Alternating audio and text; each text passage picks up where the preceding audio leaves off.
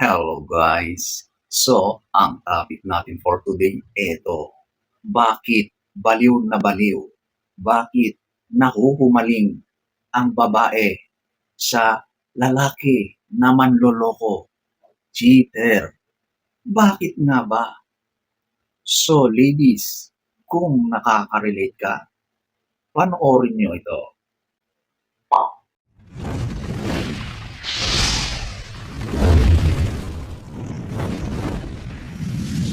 Whoops, disclaimer muna tayo.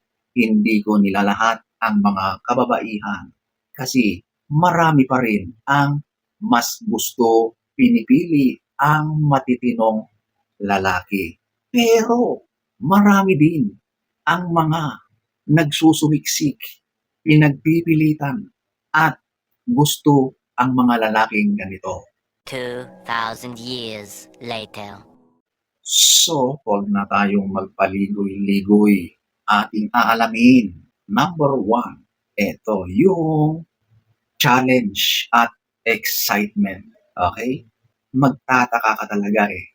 Bakit kayo na ay pinagloloko ng lalaki na yan? Harap-harapan nyo nang nakikita yan. Kayo ay umiiyak. Nasasaktan kayo. Pero bakit ayaw nyong umalis dyan? Kung umalis man kayo, panandalian at bumabalik na naman kayo. So, ganito yan. Dahil sa challenge at excitement, nandiyan yung thrill na nakakamit nyo kapag nandoon kayo ulit sa piling niya. Kasi aminin natin na kapag challenging yung situation, ay doon ka nakakaramdam ng ibang high. Okay?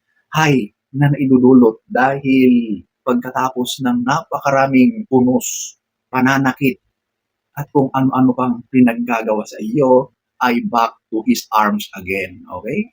Siyempre, sa part ng lalaki na yan, na manloloko, konting bola lang, di ba? Konting sorry lang, tapos okay na naman, bumigay ka na agad-agad. Hindi ka na natututo. So, yung cycle dyan is paulit-ulit lang. Eto pa yan. Ayaw mo talaga sa boring na relasyon, okay? Boring sa iyo kapag walang nangyayaring ganyan sa relationship. Walang challenge. So ikaw, kahit ganyan ang nangyayari sa relasyon mo, ay natatanggap mo na. Nasasanay ka na. At kahit ikaw ay nahihirapan, okay lang. Nandyan na naman yung thrill, yung high na naidudulot ng pag-stay sa relasyon na yan. Pagkatapos ng challenging situation, okay na naman. So, yung nakukuha mong reward sa pakiramdam mo, yun ang nagdudulot ng labis na excitement sa pakiramdam mo. Okay? Kaya talagang hindi ka aalis dyan. Siguro kapag nauntog ka na, nagising ka na sa katotohanan, yan ako, tsaka ka na lang matatauhan. Okay? So, ayan po, ang number 1. Number 2, ayaw niyo sa boring na partner. Ang katotohanan, ang realidad, kapag pinili mo yung mabait, yung matino na lalaki, wala kang challenge dyan. Sunod-sunuran na lang yan. Lahat ay gagawin niya para sa iyo. Wala kang magiging problema. Talagang pagdating sa kalokohan, ay wala siyang ginagawang ganun. Pero feeling mo ay naboboring ka. Di ba? Kasi walang nangyayaring thrill, excitement sa relasyon nyo. Kasi aminin ninyo, ang ganyang uri ng lalaki ay boring. Ganon talaga ang realidad. Pero kapag tinatanong kayo kung ano ba ang gusto nyo sa isang lalaki, di ba, nandiyan yung mabait, hindi man noloko, hindi cheater, pero hindi naman siya ang pinipili nyo. Kasi talagang at the back of your minds ay talagang maboboring kayo sa kanya. Kaya ang mas pinipili pa rin ninyo yung merong image na bad boy, na may mga ganyang katangian. Kasi doon alam nyo na talagang iba ang naidudulot na challenge dyan. At yung challenge na yan, yan ang nagbibigay sa inyo ng kakaibang fulfillment kapag nandyan kayo sa relasyon na yan. Di ba? So ayan po, ang number 2, Number 3, confidence at charisma. Iba rin kasi ang charisma ng mga lalaki na ganito. Talagang ang mga taong ganito ay full of confidence at ang ganyang katangian ay sobrang attractive sa opposite sex. Okay? Talagang sila yung hinahangaan. Kahit alam nila na mali ang kanilang ginagawa, yun pa rin ang hinahangad nilang sana ganito ang makasama ko. O, di ba? Kasi napakalakas ng karisma, napakalakas ng dating. Okay? Full of confidence. May paninindigan. Ganon ang mga ganitong uri ng lalaki. Kaya nga sila naging ganyan kasi kayang-kaya nilang panindigan. Kayang-kaya nilang gawin smoothly na walang problema. Of course, hindi lahat. Kasi ang mga ganyang gawain, siguradong magkakaroon at magkakaroon ng problem along the way. Pero ang mga taong yan, kayang-kaya nilang paikutin, lusutan ang mga ganyang mga masasamang gawain.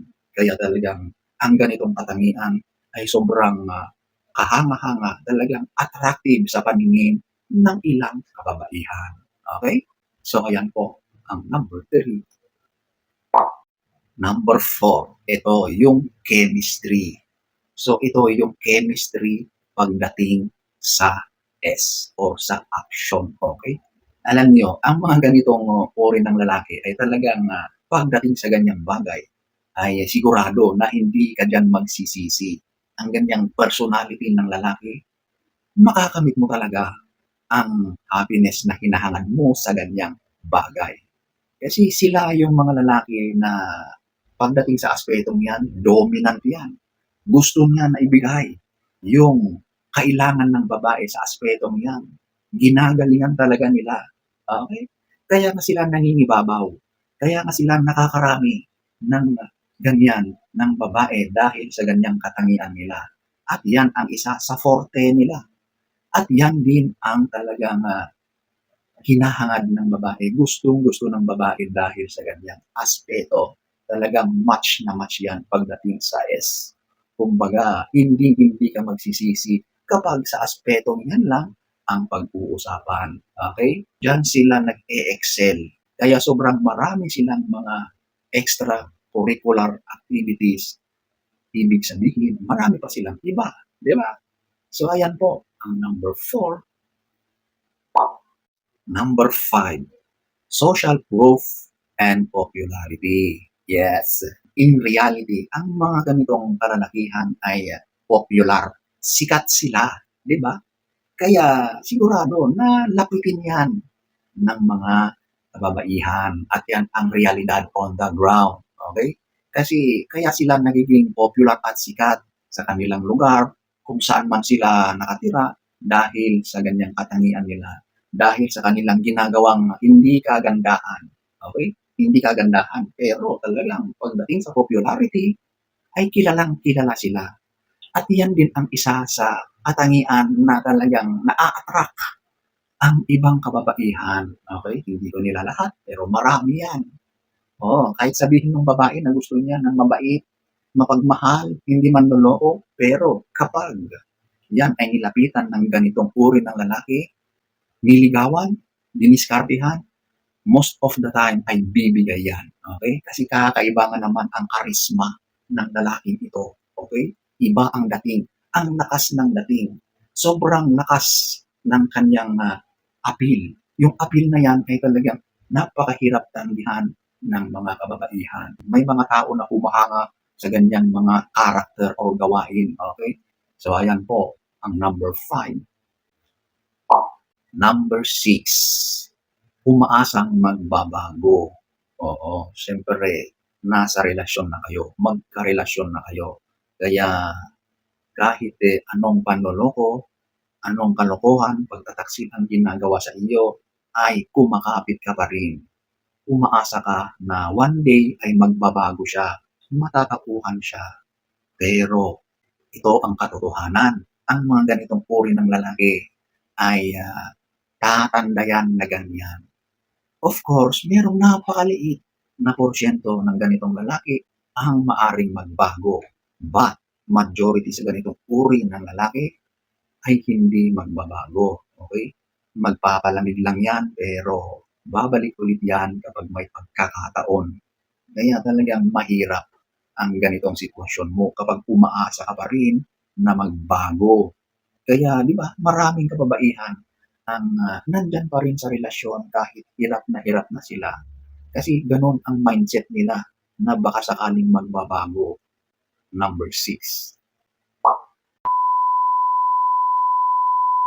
So, ayan po ang ilan lamang sa maraming mga dahilan kung bakit baliw na baliw ang babae sa mga lalaking manloloko or cheater. So, sana ay nagustuhan niyo ang ating topic for today. Next story time. Don't forget to subscribe.